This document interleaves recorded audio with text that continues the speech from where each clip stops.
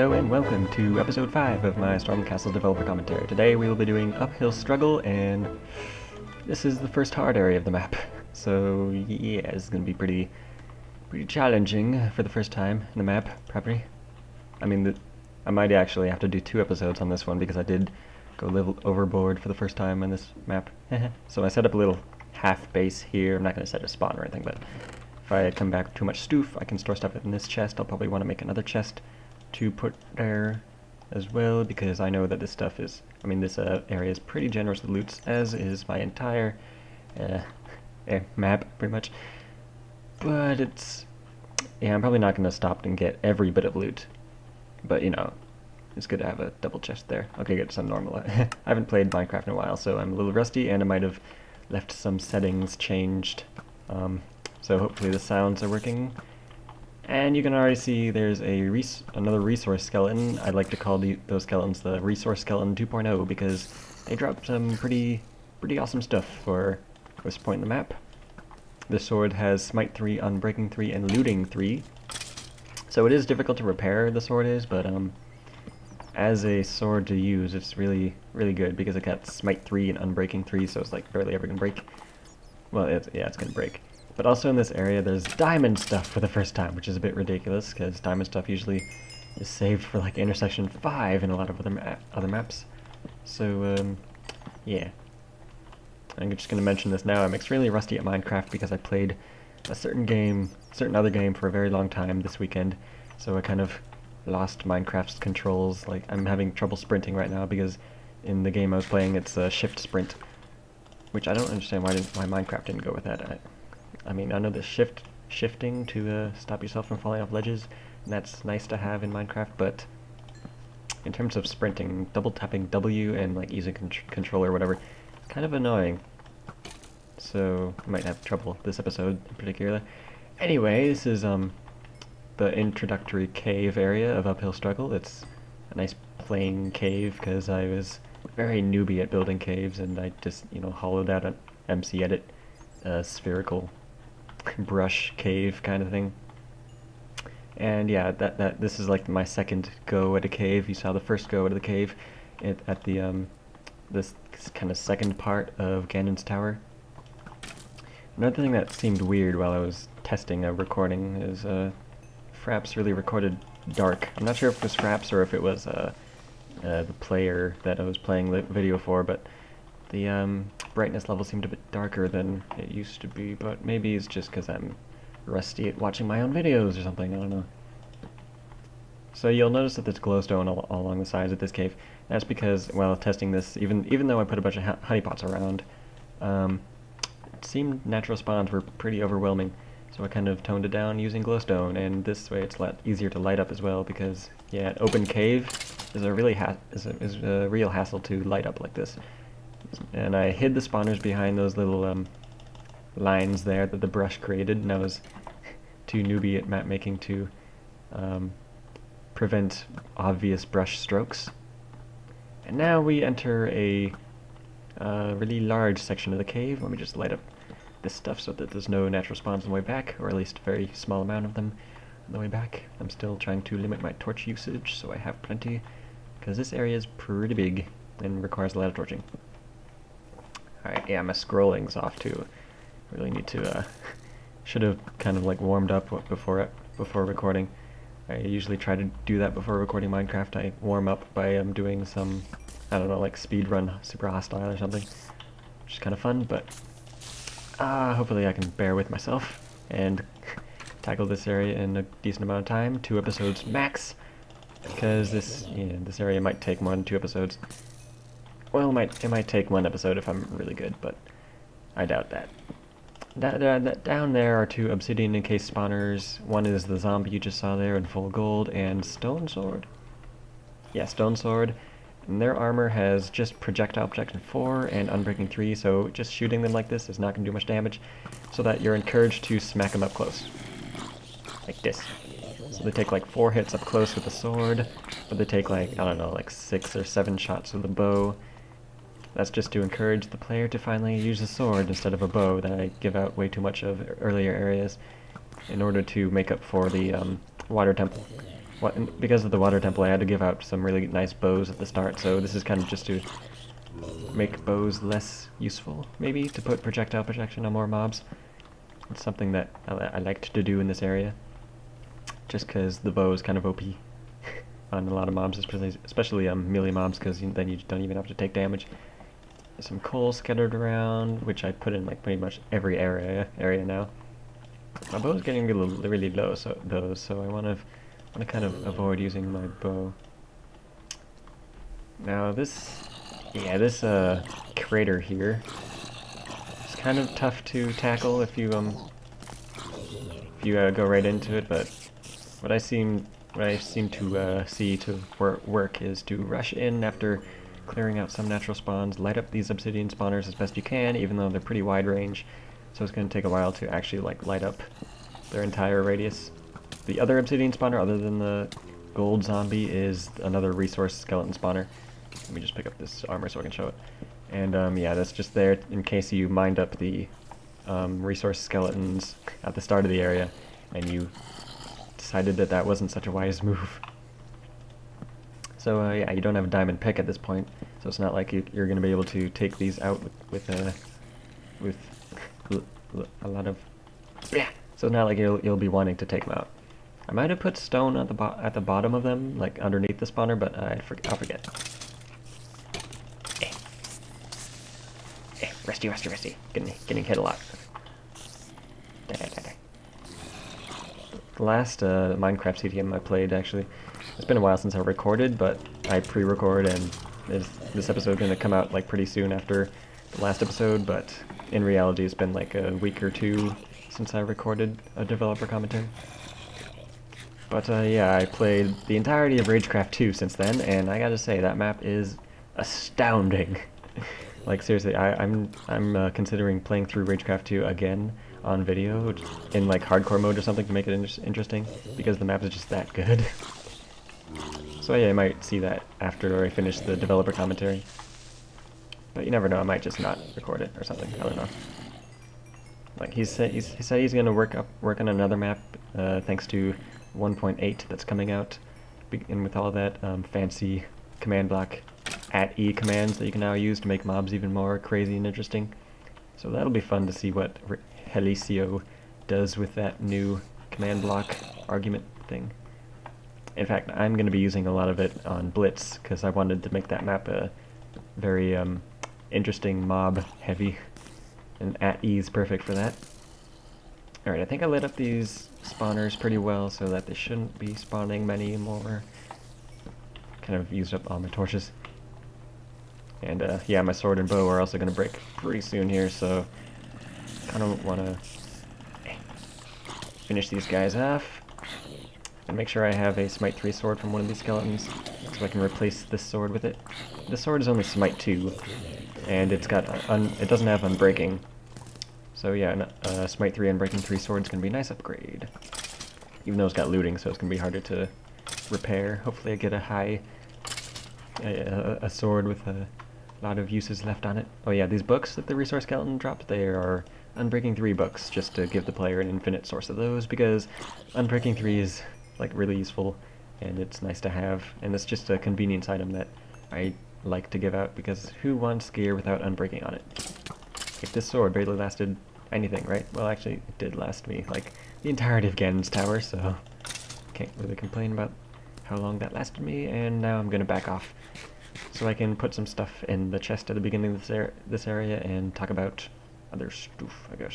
So we haven't actually gotten into the main castle area yet, which is kind of sad, but whatever. Actually, I can replace that with that. And yeah, I didn't get a very high degraded. Oh, it's only got looting 2 on it, but whatever. It's not like that's much of a difference. I actually don't know why I put looting 2 instead of looting 3. Whatevs. Okay, let's get back here, and oh yeah, I put this too high wall here so that you can kind of just see the area without having to worry about mobs coming up here. I don't know. Oh yeah, you do get iron in this area. I probably should have mined a few iron so I could come back here and make an iron pick, but I got the materials to make an iron pick here anyway, on me anyway, so yeah. The resource skeletons also drop lots of bottles of enchanting, So that's always nice to have. Did I break these yet? Nope. And these are kind of, better than leather, I guess. So might as well put on that for now. I will say now that it is possible to get full diamond out of this area if you look hard enough or kill enough mobs. The custom mobs do have diamond gear on them in this area that they drop, so that's going to be nice to have. And even if you don't get full diamond out of this area, you'll definitely get full diamond out of the next area, because I was extremely generous and imbalanced in my loot balance all across this map. Alright, is that good? Did I store all this junk? I want to make more torches. I'll just use some of this and some of this to make another, I kind of want 2 stacks or 1.5 stacks more of torches, so that I'll be set for the rest of at least the entrance cave, because torching. Alright, back into this. Ugh, man, I did not sleep very much over the weekend because of something that I'm contractually obliged not to talk about, let's just say that. And yeah, so I only got 5 hours of sleep in 3 days, so that was interesting, and probably not going to do that again for a while. Alright, let's actually get into this area.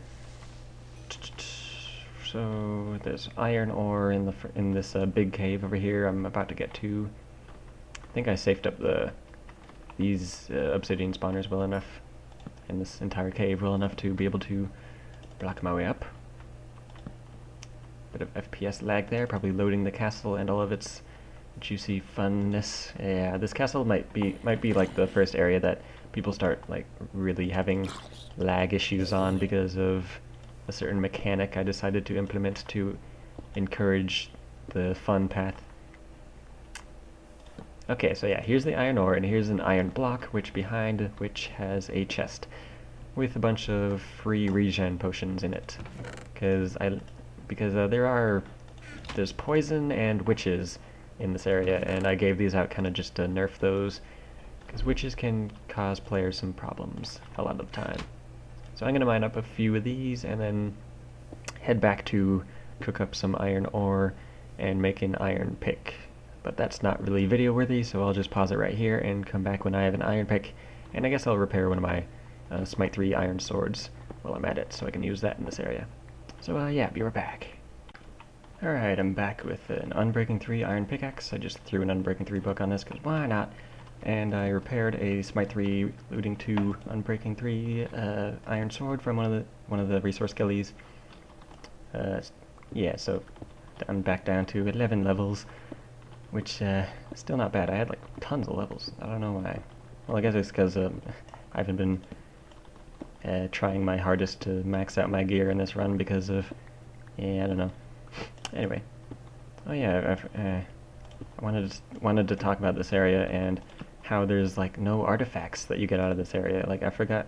Well, actually, I built this area before I even had the idea for an artifact gallery, so I didn't exactly have that in mind in terms of putting in special items and stuff in this area. I just wanted to make a castle and like make it an actually like large and good castle with interesting design and stuff. So let's just wait for it to load while I explain also this milk, free milk for the player for some certain things in this castle. In particular, the things that will lag you probably. My bow's almost broken, but I know that there's a bow near the, well, there's going to be a pretty good bow along in this castle, so I don't really feel like repairing this quite yet, or this bow in particular. Ah, god dang it, it's rusty. Okay, so yeah, there are no artifacts in this castle as far as I can remember, but yeah, that's because I didn't realize that I was going to make an artifact gallery when I was building this, and then I didn't want to go back in this stupid castle after building the artifact gallery. Well, after having the idea for an artifact gallery. I didn't build the artifact gallery until all the artifacts were in place. So, yeah. Anyway, let's get into this castle. So as you can see, there are potions falling, let's see. Okay, so they're being thrown out of the top of the castle. The spawners are up there where they're coming out. Well, the Sloane's potions are. I think the harming potions... The harming potions come from a spawner that's like somewhere in the walls or in the ground, and that's so that you can't get to them and like take them out, because the point of the harming potions is to prevent the player from columning. I completely forgot. From blocking up, basically blocking at the side. You can't see it very well, but the harming potions are basically slamming against the side of the castle, except for the ones out here. There's like a couple that splash out in the front of it, but most of the harming potions are just splashing against the sides in random locations. Ow, ow. And that's to encourage the player to not go up the side, basically. Alright, so as you can see, there were custom skeletons in there. I think they have punch bows. But hold on, let me see if where did I put that spawner? It's somewhere... There it is. I don't expect many people to find that arrow spawner, but it's good to get rid of, because I think the arrow entities kind of lag the game a bit. So I kind of want to get rid of that. That's just to have an interesting little mechanic to enter the castle with. But whatever. In here I don't really care about, but there's a skeleton. They're kind of like guard skeletons, which I thought were kind of funny. They're just here to shoot you when you go through the middle. They're easy to prevent though. You can just block them off, or you can dig in and take them out and light up the room and stuff. So here's a potion spawner that can be pretty hurtful. It's poison too, so yeah, you kind of want to not get hit by those. But it's easy to avoid if you just block above them. Oh great, the ghasts. Yeah. So I'll talk about yeah, there they go. I'll talk about the ghasts when I get up to them. But yeah, those are there, and I'll explain how I get them to hurt constantly. It's not wither, as would be expected from hurting ghasts, but it's something a little more hilarious.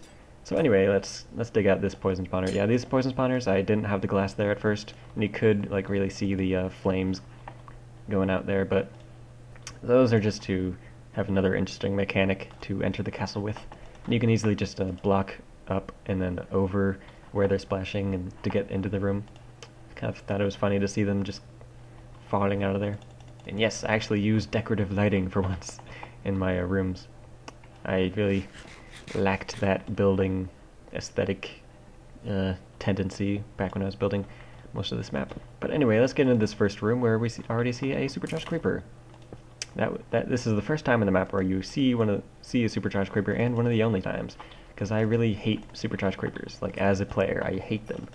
Like, if you lag, they're extremely deadly, but other than that, they're kind of harmless. Like, you can just avoid getting near them, and they're like just freaking harmless. They don't shoot at you, they don't like melee you, they don't have an instant attack. They basically, the only time they hurt you is when you let them hurt you, and then they hurt you a lot. So I really hate that mechanic, so I never really used creepers or supercharged creepers much in this map, because as a player I don't like their mechanics. Let me just block this room off because it's unlit and has a interesting spawner, and let me block this off because I know that supercharged creepers can spawn through the wall on the other side of the wall, which there is a hallway of, or on the other side there's a hallway. Do I have fire protection on me? I don't think I do. No, just protection.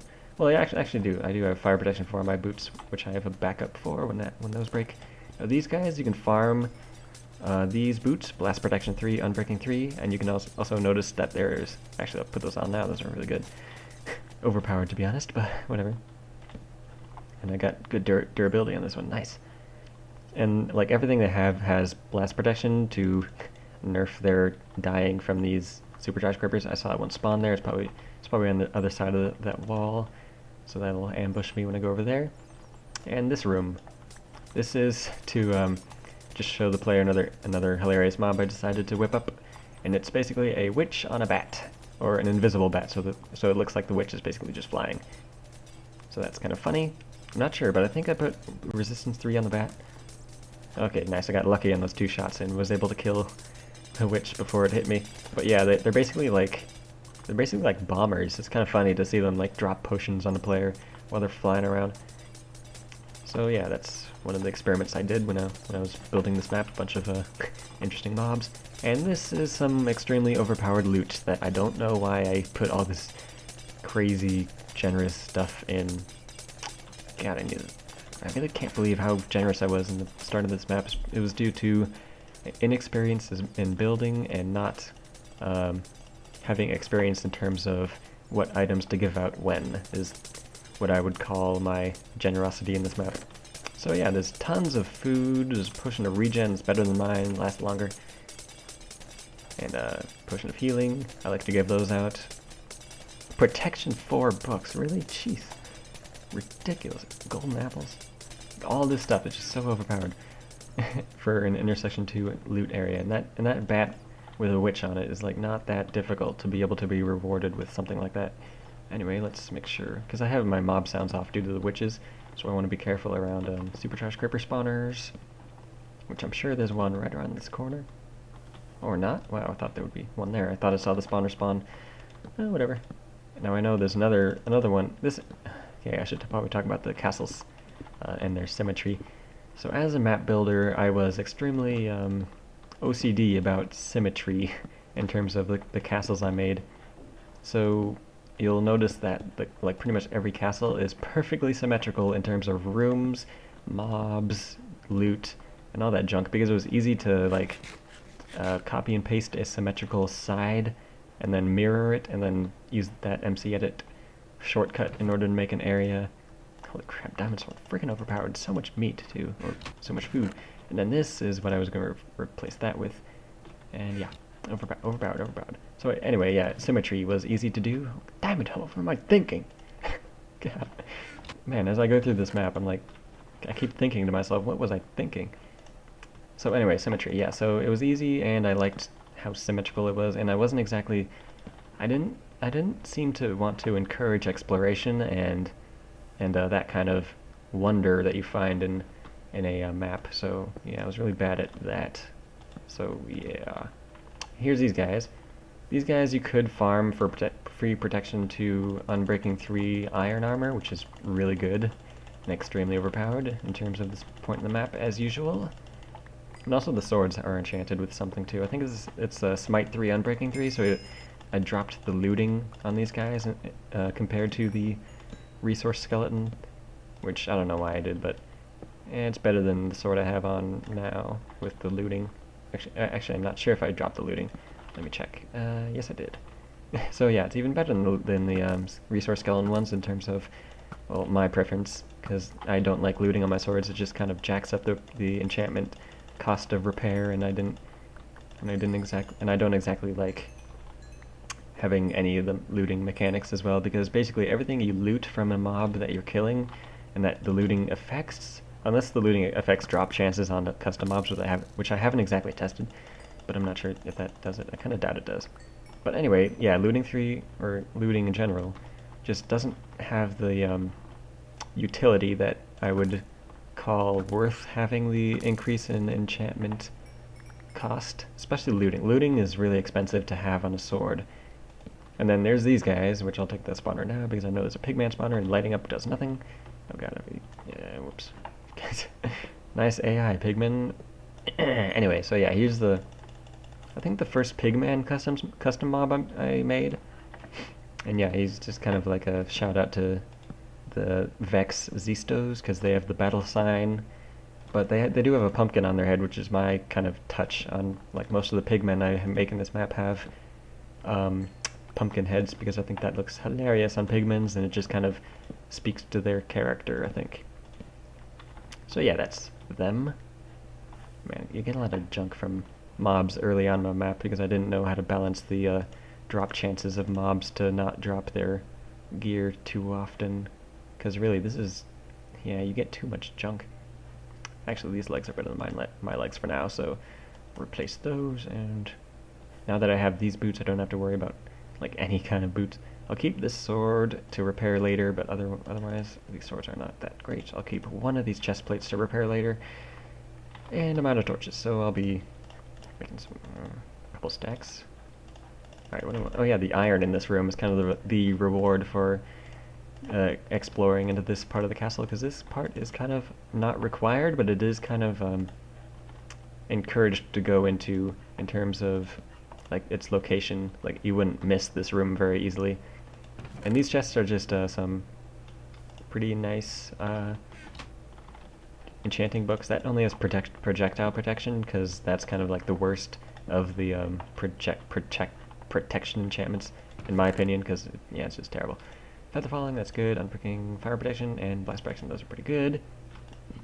And I'm gonna have to, like, store some of this loot in my forward base chest. And then here's, like, all the iron you could possibly want in the world. Just hand it out. Like, I've noticed, actually, I've realized that this area, I just kind of decided to give the player all the iron they could ever possibly want, as compared to being, like, having moderation in terms of the iron I give out. Like, in a lot of other maps, in an area such as this, they would give out a tiny amount of iron, like, I don't know, like 8 iron ores, and that would be your iron supply for the next area or two.